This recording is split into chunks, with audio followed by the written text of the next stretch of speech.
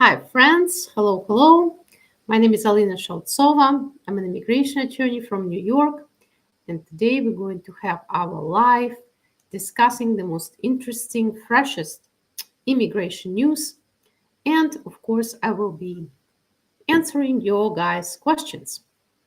We have these lives regularly, usually twice or at least once a week, where I am delivering to you, sharing with you the most recent immigration news, my tips, my analysis as to whether it's a good thing, it's a bad thing for us, what's there to come. And of course, I always answer in the end your guys' questions. So please, as you're joining, don't forget to like, share this stream. I welcome hearts and stars from my best followers. And of course, type up your questions. So in the end, we will be able to discuss your questions, something that is of interest to you, to your immigration situation, or to somebody that you know in the United States, to give you some perspective as to what's there to come, and so on and so forth. Let me know where you're watching from. Hi, Ali. Let me know where you're watching from. Let me know if you watch these lives regularly, if they're helpful, and if so, please don't forget to like and share them so more people will be able to join us, right, and to participate. And of course, type up your questions. Very interesting news we have recently from USCIS, various modifications we're going to discuss that they're introducing to the process of how they will be processing cases. Basically, they're trying to get better. So we're going to discuss if they are better for you, if in your life if you have to deal with USCIS, you've noticed any improvements. Again, my name is Alina Sholtsova. If this is your first time here, welcome. I am a practicing immigration attorney. I've been practicing immigration law in the United States for almost 16 years at this point. And here I'm having my live. I'm answering your guys' questions live and sharing immigration news and tips and whatever else we would like to share between us, right? Positive energy, positive vibes, and so on and so forth. So, I'm going to tell you that TPS is a great status. First thing that we need to discuss travel permit and would be so it's not the first thing that we're going to discuss will be our changes to USCIS medical exam. Very important. Why is it so important? It's because it is affecting a lot of you guys who are filing for adjustment of status. If you're filing for adjustment of status, you absolutely need to know this, and you don't need to worry about your medical exam anymore because it's going to be valid. It's going to retain its validity if your doctor properly completed the exam and properly signed it in November of 2023 onward. I've seen so many RFEs, requests for more evidence related to medical exams, guys. When you are about to get your green card, you always would get this RFE. And now it seems that it will not happen anymore. But what also I've noticed, which is even more disturbing, than this unnecessary RFEs, was the fact that if you miss that request for more evidence somehow, if somehow it will not be delivered to you, but yet USCIS is going to state that they did deliver it to you, they will deny your case. And not only it's going to cause great delay in your case, it will cause a great mess in your case because you will have to do what now? You will have to resubmit the entire case, or you would have to submit a motion to reopen your case. Again, motions to reopen may be pending for months and months, causing great delays. So with this particular innovation, I really hope what's going to happen is that the necessity, the need for those unnecessary RFEs is going to just basically die out on its own. And if that happens, it's going to be amazing. If it's truly going to happen, then you won't need to worry about anything. Remember also that the medical exam establishes whether or not you have the necessary vaccines, right? And I know that some of you submitted those medical exams and requested the waivers for COVID vaccines specifically. And if you would have to resubmit the medical exam, then you would have to face another headache of resubmitting the waiver. But now guess what? Hopefully you will not have to deal with this at all. So that's a very good positive news. Another very important announcement I wanted to make is that USCIS not only increased their fees, guys, starting April 1st, which is very, very important, but they also updated a lot of their forms. They updated a lot of their forms, and now, before you submit your package, please verify that you are using the latest correct edition of the form that you're trying to file. It's extremely important. Why? Because for some updates, there will be some time that USCIS is going to accept even old editions of the forms without penalties. But for some forms, they will be accepting only the latest editions. And if you submit an old edition of the form, your whole package is going to be rejected. You're going to lose that time. Also, USCIS is changing locations where they will be accepting the documents. Extremely important, another very extremely important update. I always advise everyone, before you mail out that package, if you're mailing it out using paper form, please go to USCIS website, verify direct filing address for that form on the date when you are mailing it out. Take a screenshot and save it for your records. Just today, USCIS stated that they will no longer be accepting I-589 forms if they're mailed to the wrong location.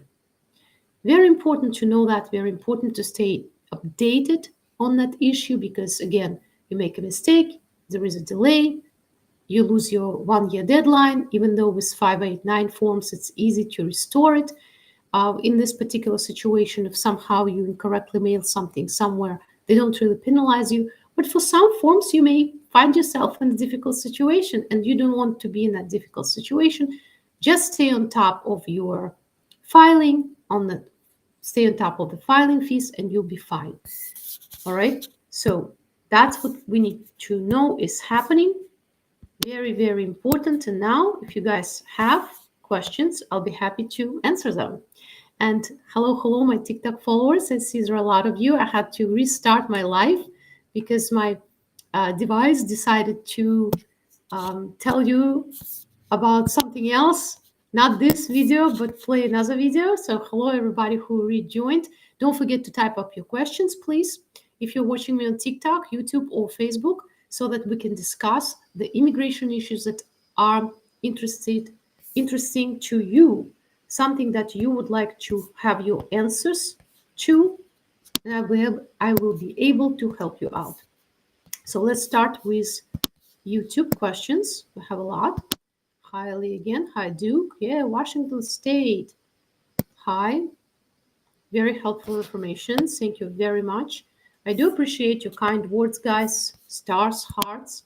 TikTok, can we have 1,000 hearts today? Let me know.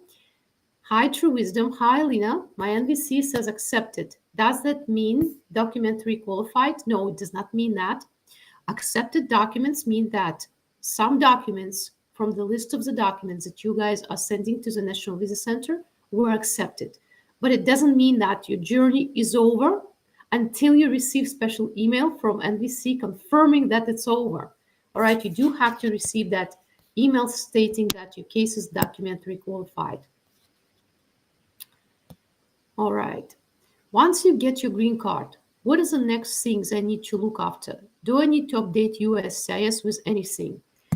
Right, so it's a good question. If you guys receive your green card under the law, you're supposed to be carrying it on yourself at all the times.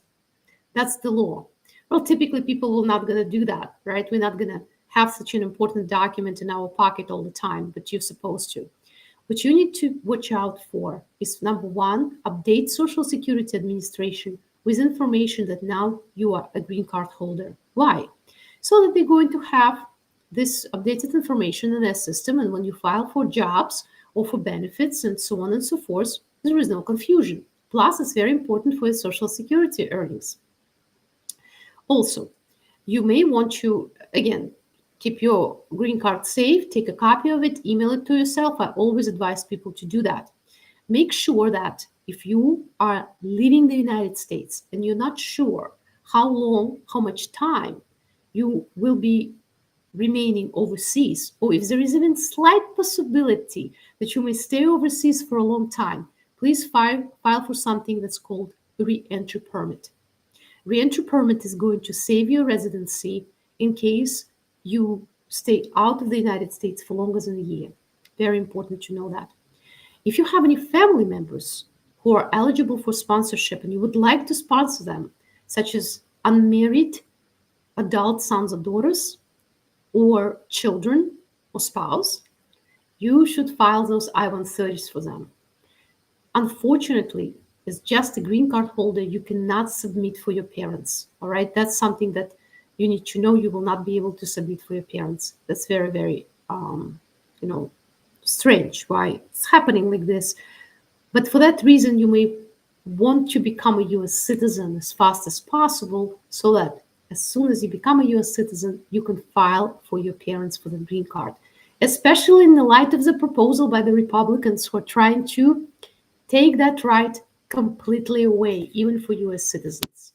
All right, so that would be the main things that I would say you should do once you are a green card holder, right? All right, let's see if we have more questions. Hello, Maximo. Hi, Omar. Hi, Omar Salim. Is it easy to get the court order for special immigrant juvenile status?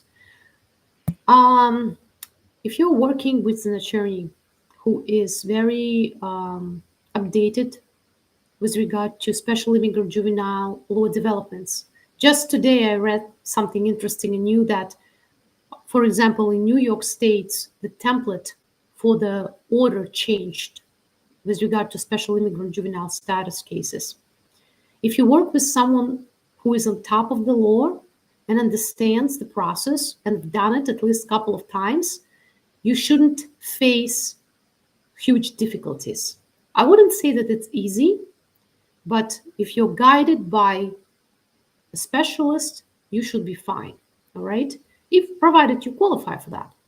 If you work with somebody who doesn't know what they're doing, or with somebody who is maybe pro se, somebody doesn't have an attorney, it will be not easy because there is a lot of paperwork involved in details. If you make a mistake at the family court stage, later you will be disqualified from getting a green card. So make sure that you work with a professional who knows what to do, and then you should be fine, all right? Again, if you don't qualify for SIJS, don't even try.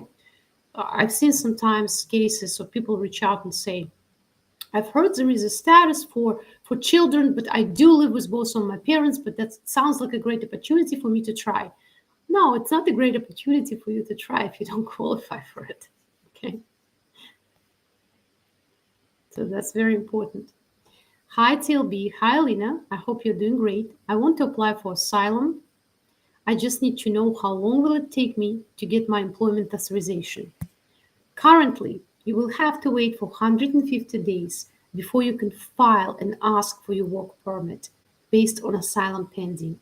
So you first have to file for your asylum, and then you have to wait for 150 days since the date your asylum application was accepted by court or USCIS before you can file for that work permit. But the work permit is not going to be granted until 180 days pass from the time you submitted your asylum. So basically about 6 months. Hi, Fran. Hi, Amar. Hi, the Duke. What happens if your U.S. citizen spouse failed to file previous tax, but now updated all tax filing? Will this affect I-130? It may, it may. It depends on the situation. It may affect your chances of getting I-864 approved easily or not. It depends on where in the process you're at, basically. But if everything was done correctly, guys, if the tax was amended on time, tax was amended correctly, eventually you will be all right. So don't worry about it too much. Hi, GCMG. Can you please tell me where to send my defensive asylum? I am in Miami area. Guys, if you are dealing with a defensive asylum application, it means you are in immigration court proceedings, and your application for asylum would have to be submitted to both the immigration court, and to a copy should be sent to government representative. So you would have to verify using EOIR automatic system as to what court your case is pending at, and submit your application to that court, and prior to that submit a copy of that application to the prosecutor. Very, very important if you're handling the case yourself. Also, you can just reach out to court, and many courts, immigration courts, have something called Pro Se desk, and they will guide you as to the process. All right. Hi, Nashat. My case, 2019 for green card. When I do request, you took me in check homeland pending. Not sure what your question means. I'm sorry. If you rephrase it, maybe I'll help you. And now I will take some questions from our TikTok followers. Hi, guys. Very nice to see you all. Hey, Ed, Abdullah, Mitsu, Shirley. Nice to see you all. How long does it take for an I-751? Hi, Miss Lindos. How long does it take for I-751 form to be processed? I-751 form is the one that you have to file if you only have a conditional residency. Once you file for it, the government gives you automatic extension of your existing green card for 48 months. Why do you think it's 48 months? Well, because it may take that long for the government to reach a decision on your I-751 form. Hopefully, it's not going to be your case. Most cases are resolved within a year, but some cases, I-751s, are stuck for a very long time. Very long time. Hi, S23, please ask your question. Hi, Eric. Do you recommend I do I-130 for fiancé or the I-129F? I would recommend that you marry your partner and you submit I-130. I think it's a better investment of your time and money than I-129F. Hi, Coco. How long does it take for U.S. citizenship parent to sponsor married son over 21 that is in the United States? Well, Coco, here how it goes. First of all, we need to know what country you're from, because some countries have a separate line of waiting. But typically, if you have a married adult son, it's going to take about 12 years, if I'm not mistaken. We can check with the visibility. For most countries, it takes well over 10 years, usually. And currently, if you look at the visibility, I think it's even going to be longer, like 15 years. But the truth is that this line, it's not progressing directly from months to months. Sometimes it gets longer and sometimes it shortens. So on average, it takes at least 10 to 12 years for that adult married son or daughter of a US citizen to be able to use the petition that you're going to be filing for them. But I have bad news for you. If your son or daughter are already in the United States, usually, in most cases, they will not be able to benefit from that petition within the United States without leaving the United States. They will have to file for I-601A waiver if possible first, get that approved, and then travel to their home country and get a visa. That would be the usual case scenario. What it's going to be for your family members, I do not know. So please consult with an attorney. You can consult with me if you'd like, and we're going to see what's the best solution for your family members. If you guys would like to consult with me, please make an appointment. My phone number is 917-885-2261, and we're going to go over your case and see what's the best case scenario for your family member. Hi, Parvez, my asylum case approved. If applied for green card, how many months will that take? Well, first of all, congratulations on the approval of your asylum case. If you file for the green card, it will take anywhere between 12 to 36 months. Some asylum-based cases related to the green card application, of course, when you first received asylum and then you're filing for green card, may take a very long time, may take years. Why? Because the government does the background checks again after you won your asylum. They would like, and before they give you the green card, they would like to make sure that you told the truth on your asylum application, guys. So those checks may take a long time. Just know that. Thank you very much for hearts and stars. Thank you, guys. Please like and share this live so more people will be able to join. Hi, Aicha. I recently filed with my spouse in December. I got my social and work permit in February. So how long? Well, I assume you would like to know how long you're going to be waiting for the green card application to be approved. And it seems that you filed your case based on marriage. Currently, if everything goes well, you should be waiting for no more than a year to get your green card based on marriage to a U.S. citizen. All right. Hi, Nazima. What is case remains pending status? Not sure what you wanted to ask. If you rephrase your question, I'll be happy to answer it. Let me go back to my YouTube people. Hey, YouTuber. Regarding affidavit of support, can I use my assets 5 times the poverty line if the sponsor is not making enough money?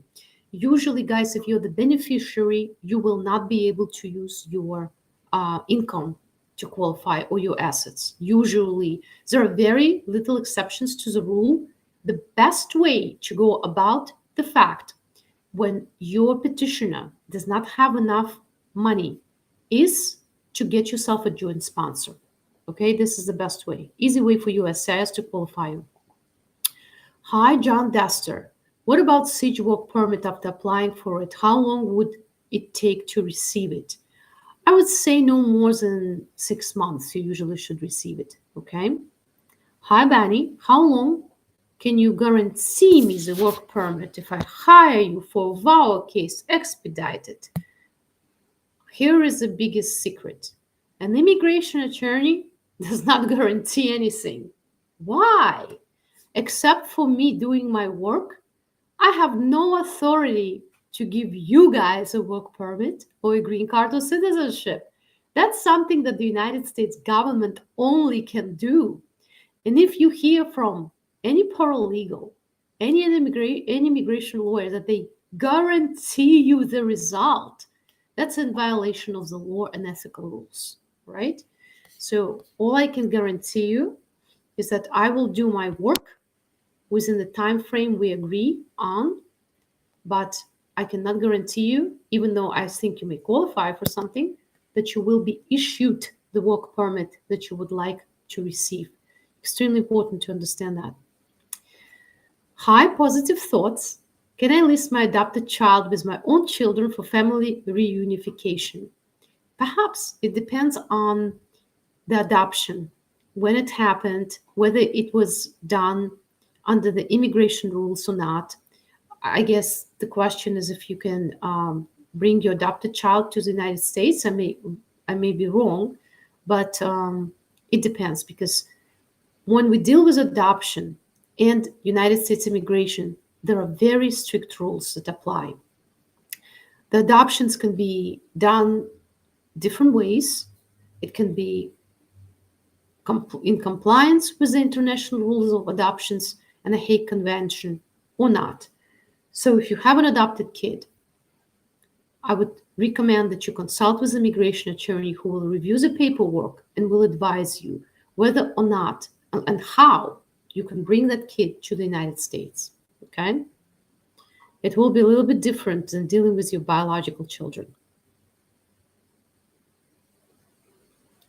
All right.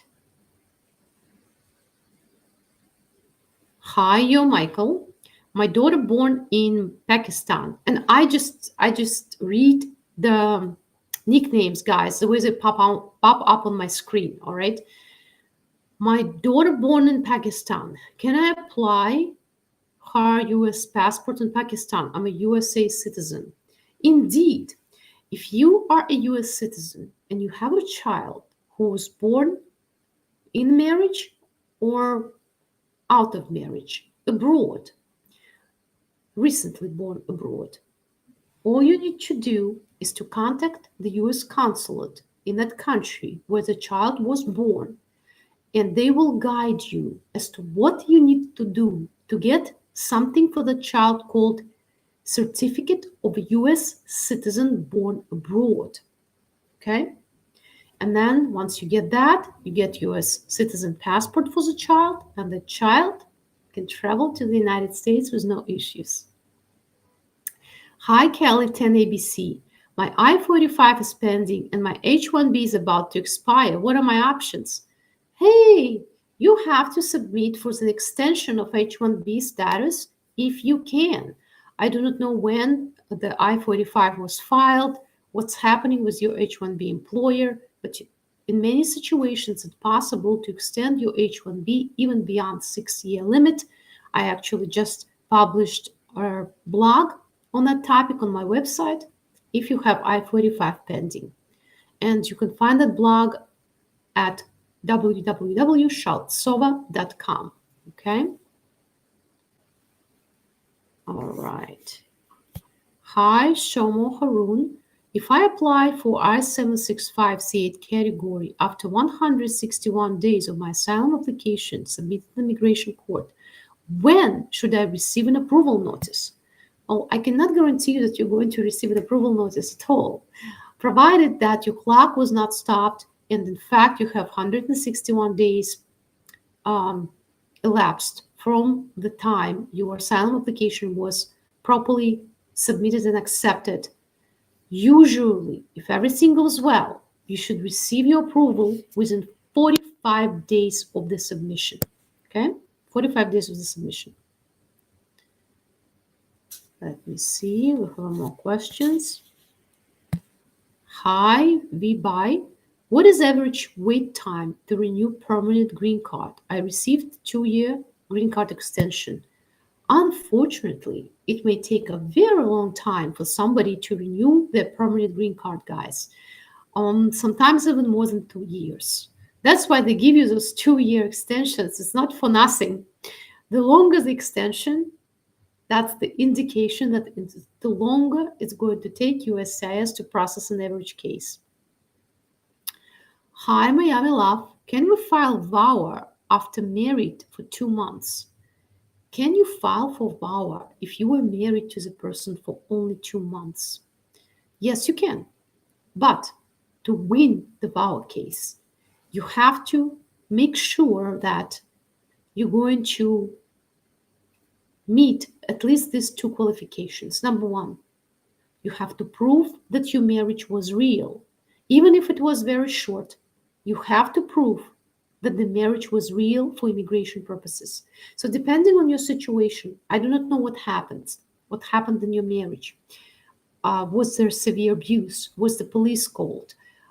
Were you beaten up physically? What's going on? You have to prove that the marriage is real and that you were abused during that marriage, right? So typically USCIS requires you to reside with the person that you're married to in the United States for at least some time, all right, before they approve the VAWA, just so you know. But do you have to remain married to them? No. Some people believe that in order for VAWA to be granted, they still have to be married to the abuser. That's not the case. You don't have to be married to the abuser, and you don't have to live with them under the same roof, all right? But I hope I answered your question. Hi, MB, I believe. How long does it take to approve I-130 filed by a US resident? It may take only 6 to 9 months, guys, to get an approval for I-130 form filed by a family member for you, or if you are a family member. However, if the person who submitted I-130 for their spouse is just a permanent resident currently, it's going to take about 5 years for that non-citizen, or before that non-citizen will be able to use that petition. Okay? Approval is different from the priority date. Very, very important. Hi, Jimmy. How long does it take for ICE to join motion to terminate removal order passed on I-130 approval? Jimmy, ICE does not have any time frame, and they do not have to join the motion at all. But if your attorney filed for prosecutorial discretion, the general guidelines state that it's going to take ICE, let's say, right? More like an attorney, not exactly ICE, it's Office of Principal Legal Advisor, to get back to your lawyer within 90 days. So if I had to go by that standard, I would say that within 90 days after the submission of that prosecutorial discretion request, you're going to get an answer. In some of my cases, guys, I simply send them an email and say, hey, this is my situation. This is what we want to do. They get back to me the same day, and we resolve the issue within a day or two. All right? Very, very quickly. Some cases are different. In some cases, you'll have to wait longer. It depends on the office, depends on the case history, I would say. All right. Let me see if we have more questions. All right. Can I apply for SIJS? Hi, Shomo. Can I apply for SIJS if, I guess, I'm 20 years old and I will be turning 21 next August, this coming August? Sure. Listen, I do not know how it is in your jurisdiction, but in New York, courts are extremely accommodating. I'm talking about family courts. Sometimes we had to handle a case where the child is turning 21 within weeks, not even months, and they would push that petition through and they would help you out. Why? Well, because they're just nice people. That's why. They know why you're doing it, that eventually you have a dream of staying in the United States, getting the green card. They also know that to qualify for the status, it's not so easy. You have to show that you've been abandoned, neglected, or abused. So if you qualify in their eyes for that status, it means that you're already someone who needs help, and they're there to help, right? So if it's not an urgent case, in New York, you may wait for 6-8 months for the hearing, but if it's an urgent case, typically courts will accommodate you, at least in New York, right?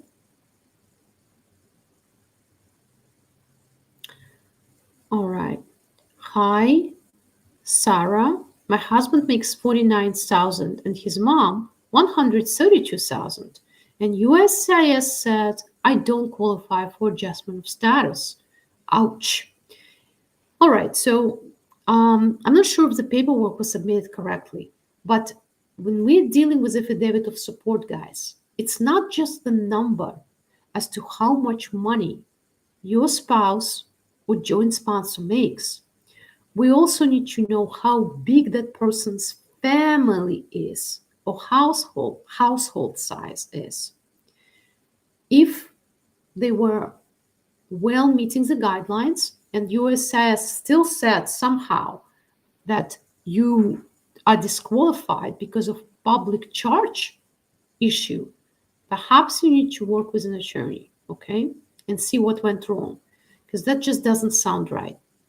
You also need to know that under current rules, affidavit of support is important, but USCIS says that they're going to look at the entire picture and also will look at your qualifications, your prospects of getting employment, if you ever used public benefits as a beneficiary. Hence, there is a group of questions in Form I-485 that relates to the public charge of inadmissibility, right? So that's very important. Very, very important to know that. Work with an attorney, I think your issue should be resolved. Judging by the income, they should easily qualify as sponsors, okay? All right. What is the process after filing for the spouse? Hi, Reina. What is the process after filing for the spouse? It depends on where your spouse is. Are they in the United States or overseas? If they are in the United States and you are a U.S. citizen, you have to submit the entire package on his behalf and your behalf together. If your spouse is overseas and not in the United States, then you have to wait for I-130 to be approved, then move on to the national visa stage of the case, and after that, interview stage. That's how it works, okay? Hi, Zoe Bruno. How long after approval for EB-1A for travel documents? EB-1A has no connection to the travel documents per se. If you filed for advanced parole, your application is tied up to the form I-485, not I-140, okay? So if you did everything together, the entire package, and now you're stating that EB-1 grant for adjustment of status was approved, but your adjustment of status is still pending, I'm not sure what happened there. Perhaps you expedited I-140 and you got your approval very fast. Typically, I-485 cannot be expedited the same way, and you will have to wait for several months before I-485 is decided. But usually, you would get currently your travel document after you file for I-485 within 3 to 4 months after the filing, unless something went wrong, all right? That's how it works, unless something went wrong. Well, guys, thank you very much for joining me today. I see a lot of activity, unfortunately. We do have limited time for these questions and answers, but I urge you to follow me on YouTube, Facebook, TikTok. So next time you will get a notification that I am live and you will be able to ask your question. If today I wasn't able to answer your question, again, thank you very much for liking and sharing your hearts and stars. And I hope to see you soon.